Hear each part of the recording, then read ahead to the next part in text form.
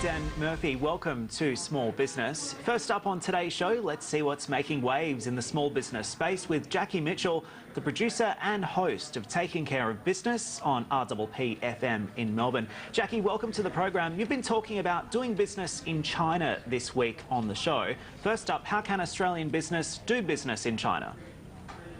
Yeah, it's timely, Dan. Good afternoon.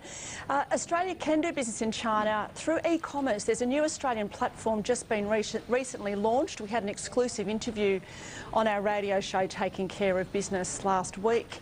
And it's a company, an Australian startup company called QBID, QBID. And what they're doing is they're looking after specifically small to medium-sized businesses that are interested in doing business in China. And making it much easier, so they have all the translators, they can do all the pricing, all the legals with the trademarks, etc.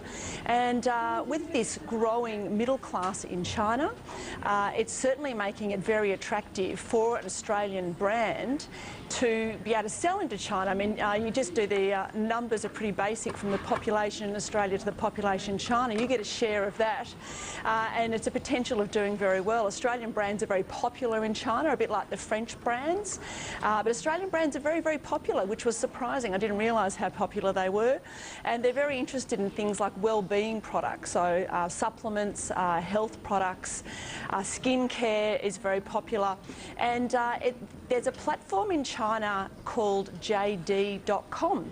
You may have heard of it. It's the third largest internet company in the world, the first being Amazon, second being Google, and third being JD. They're now calling themselves JD Worldwide. They're a Chinese platform, and so effectively this company, QBID, this Australian startup, can manage your brand and your business to expose it to the Chinese market. So it's really very exciting. It's backed by the Australian government. It's a couple of Australian guys who have a background in pharmaceuticals, and there's obviously been a gap in the market. They've filled it, and it's going to be a great success. And you can do it for quite cost effective as well. So I'm getting the sense that there are tools out there and there is an opportunity to, I guess, take hold of. But what are some of the barriers for SMEs when it comes to doing business overseas? Yeah, well, international marketing is always a bit tricky. You go through any international marketing book and you always see the big stuff-ups from not getting good translators. So you've got to make sure if you are particularly dealing in an overseas market or a global market, that you do have good translators, particularly obviously for non-English speaking, and even English-speaking ones. I mean, in Australia, we have different words, different meanings. You go to another English-speaking country, that can happen as well. So you've got to make sure that's really important. The other important thing is your legal side of things. So making sure you've got your trademark registered internationally. When you have an Australian trademark, it's only here in Australia, not New Zealand, not the US. So you need to make sure you have those trademarks internationally registered. It's always good to speak to an expert about that and get some good advice.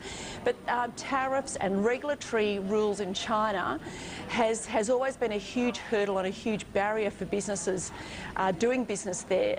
They've relaxed that tremendously, and the Chinese government has really got behind this. Chinese, this new growing middle class, which is a lot of it's Gen Y, are loving international products. And the other great thing, Dan, is that from speaking to these experts that I found most interesting, I said to them, do Australian products need to Chinify themselves? And they said no. Basically, your Australian brand and how you run your business and how your website is, it just needs some translation, and it's effectively pretty much exactly the same, so you don't need to make a lot of changes. So it's really exciting. Tell us why you see China as a new hotspot for business. Obviously, given its proximity to Australia, and also talk about the free trade deal, trade links. It's obviously a huge part of, I guess, our economy here in Australia. Why is it a new hotspot? Well, the Chinese are leading the world with e-commerce, so the consumers love to spend online. It's about 30%. Now, if you compare that with Australians, it's running at about 7 or 8% of us shop online. About 30% of the Chinese consumers shop online. And the other thing too that is very appealing for business is that the Chinese aren't afraid to buy big ticket items.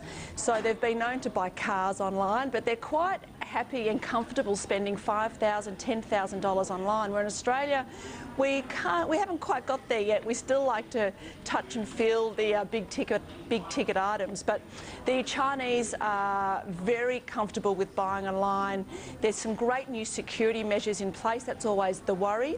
But they've actually got this new, Hewlett-Packard's launched this world-first security system. So it's much safer to shop online. Chinese love it. They're much more friendlier with their mobile phones. And so it's a really good place. And you know, Jan, at the end of the day, it's the population. If you can get 0.0001% of the market in China, it's going to be a much greater success than getting those same numbers here in Australia or New Zealand. Absolutely. So it's just about finding that opportunity and working out how you can capitalise on it. Jackie, let's also touch on some of the other key themes that you've been talking about this week on the show. Social media are a huge part of everything that we do now. Is Facebook still as popular as ever?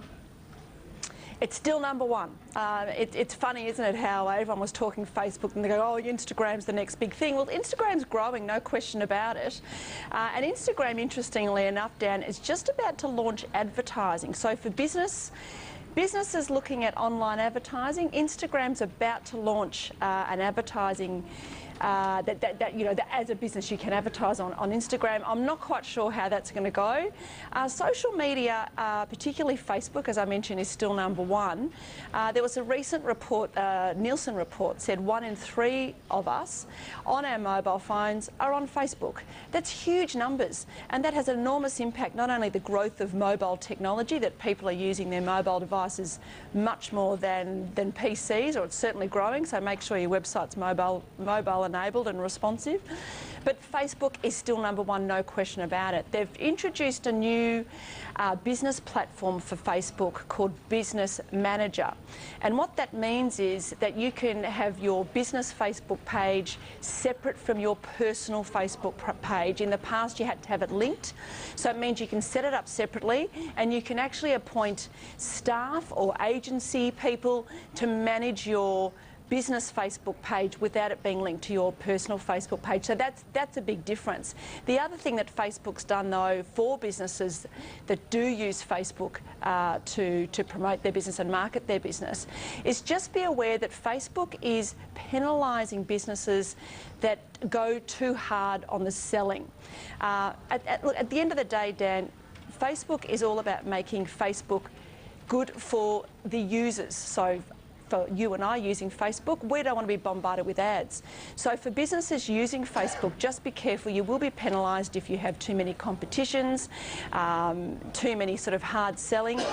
It's always really good to remember social media is called social media for a reason, not business media, and it must be conversational. So you shouldn't think about broadcasting a message, yelling or speaking to your customers. You need to interact with them, engage with them, create a conversation as you would in real life.